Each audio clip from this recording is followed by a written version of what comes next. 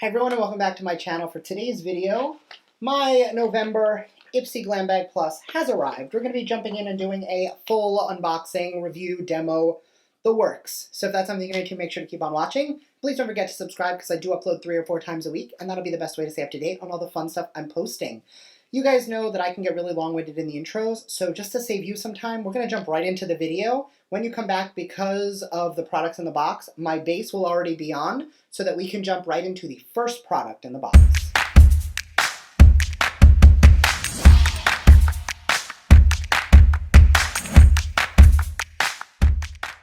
Alright, so base is on. I didn't actually show you the bag, but that's the bag for this month's Glam Bag, which I actually really like the drawstring bags.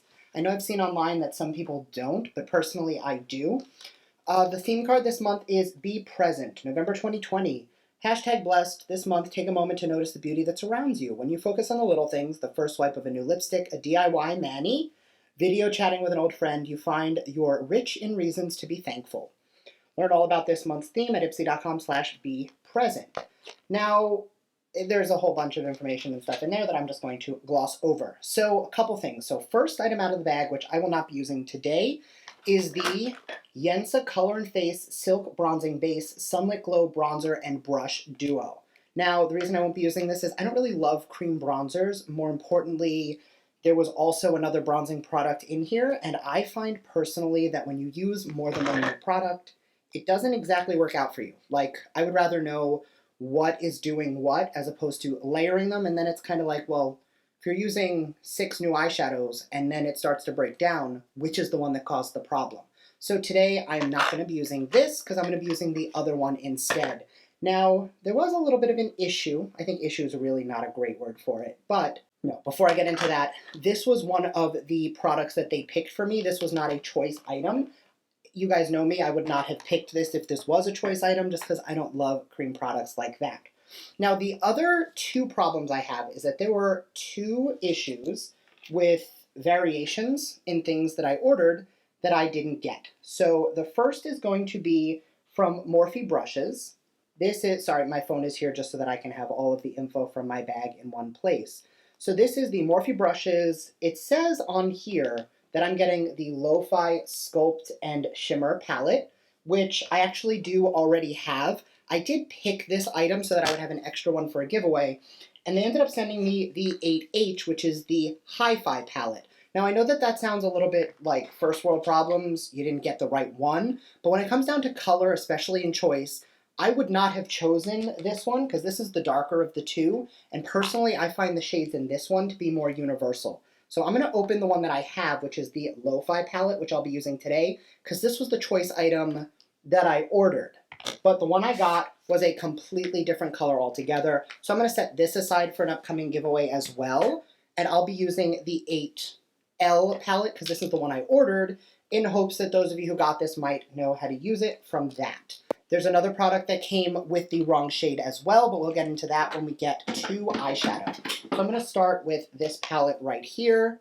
And I'm going to start by using the shade Donut right here, mixed with the shade Debutante, the bottom 2 shades. And I'm going to take that on the Marc Jacobs The Bronze brush.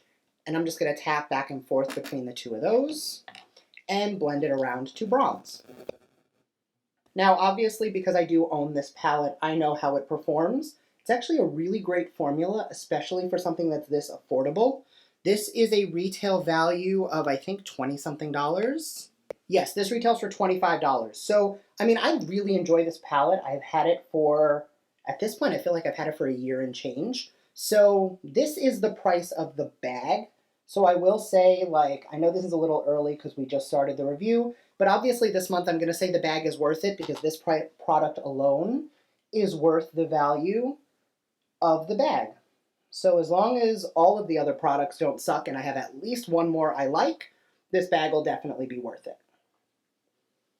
See how beautifully this softly defines the face? Keep in mind, ooh, that is not blended. You ever do that where you notice and you're like halfway through doing something, you're like, did I blend? Did I forget to blend? We got a little too excited and forgot to keep blending. That's just the bronzer and the contour portion. So I will be taking a tiny bit of the shade Enemy right here, which is a little bit warmer. And I'm just going to focus that on the cheek area. There's no blush in my bag today, so I do want to use this bronzer to warm up the skin. I'm still going to take a tiny bit of blush, but not nearly as much as I would have without this shade. And then tiny bit on the bridge of the nose, just to give you that snatched effect. Now, if I remember correctly, this palette does give you this like soft, ethereal glow. So I'm going to grab a Laura Geller blush that I've had for years, just to add a tiny bit of rosiness to the cheeks. I don't want a lot of color. I really want the cheeks to be just a little bit flushed. I don't want it to be super over the top, but just enough to add a little bit of color. And then jumping back into the palette, I'm going to take the shade Supernova, which is like a champagne shade, and I'm just going to highlight the cheeks. And I am going to take that around the brow as well. Don't judge me, I need to do my brows. I can tell you that right now, I can see that. And see how just like beautiful that glow is? Now, if you build this up, you can get this to the point where it is blinding. I'm not going into that today because I really want like this soft focus glow, not something super over the top. So just to soften it a little more, I'm just going to grab my sponge and press all of that into the skin. All right, at this point, I'm going to go throw on my brows and I'll be right back. All right, so on to the next product that came, which was definitely the wrong color. So I actually ended up picking this for, and I mentioned this in my last IPSY video, which I will link somewhere up there, but this is from Julep. It is the Eyeshadow 101 Cream to Powder Eyeshadow Stick. Now, I was able to pick my color, and I chose it in the color Champagne, which is a shimmery champagne shadow that's buildable and blending. Based on the swatch that I saw online, it was super light, and I thought it would be a good shade to use as a base. I got the shade Bronze Shimmer, so I'm still going to try it today as an eyeshadow base. I'm just less excited about it, because when I picked this out, I picked it up under the stipulation that I would probably want to use it in the future as an eyeshadow base. I can't do that. Now, I will also be pairing that with the fourth product from this month's box. This is from Violet Voss. Let me open it so while I'm talking about it, you can actually look at the palette. This is the Coral Pop Eyeshadow Palette. This is a 6-pan palette, one of which is a shimmer. Retails for $20. It is full size. Now, based on the Morphe palette that I already told you I love, and Violet Voss is not a formula I'm unfamiliar with. I have several of their palettes, and I love the formula. So just looking at this, this is a beautiful palette that I am totally here for. So we're going to use the two of these together. So I'm going to start by using the Bronze Shimmer to almost prime my lid. I'm hoping that it works out the way I want it to, but I'm going to be honest, I'm not entirely sold. So let me just grab a mirror and let's try it out. Now, it's very creamy and is going on super easily and super smooth. What I will say is when it comes to shadow sticks like this, my favorite formula is definitely the ones from Beauty For Real. They're a little drier, so there's a little bit more of a tug to them, but I find that because of that, they have such great lasting effect. Durability, wearability, that's the word. So I'm gonna apply this color on the entire lid area. The pigment is great. The color is applying really smoothly. I'm going to then switch to the other side, which is a sponge, and I'm just going to pat that in and then kind of use this to softly blend the crease. You guys know I don't love using applicators like this when they come in with a product, but for your guys' sake, I will try it. I mean, it looks okay. It's going to be a base for a pretty cool look, I'm sure. I'm going to grab a shadow brush, and I dipped it in a tiny bit of the color Teddy. And all I'm going to do is pat that on the outer corner and blend that into the crease. And for those of you with hooded eyes, as you blend, make sure to just tilt your head back ever so slightly to make sure you really get a nice blend, so that when you look forward, see how on this side you can barely see the eyeshadow, but on this side you can really start to see it. That's what you want to do. Once we have that, I'm going to go into the darkest brown shade, and I'm going to add a bit of that just on the outermost area of the eye, just to build up some smokiness and some definition. I feel like my last 6 eye looks have all been these neutral, smoky eye, and they're basically all looking the same. So let's see what we can do to change this one up a little bit. This is getting really grungy, and I'm here for it. Going into a fluffy shadow brush, I'm going to go into the shade Silk, and I'm going to use this just under the brow, and I'm starting up here and then blending downward and then back up and then downward again. When you look from my eye that I just finished to the other one, see how that just softens the blend and makes everything look more seamless?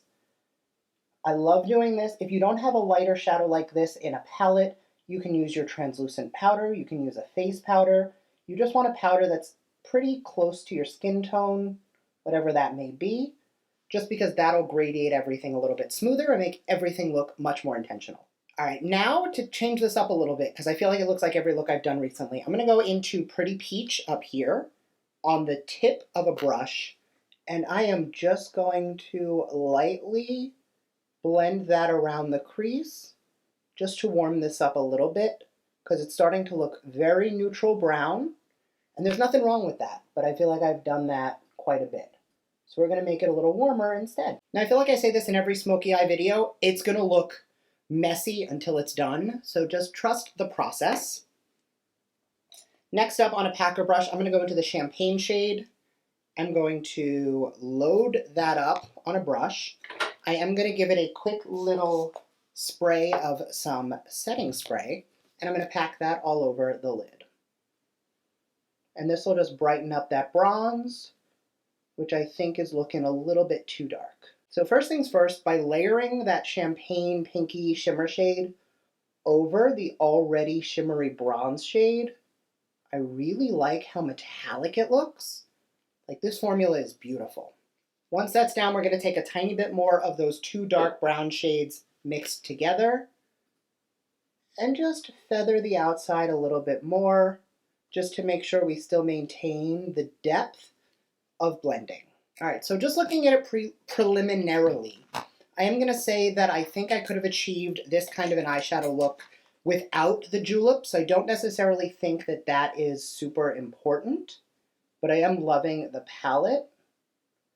All right, so what I'm going to go do now is I'm going to throw on some mascara, a little bit of a, maybe a lash, probably a lash, a little bit of a dark brown liner in my waterline, and I'm going to use those same neutral shadows just to smoke it out. And then I'll be right back to talk about the last product in my bag.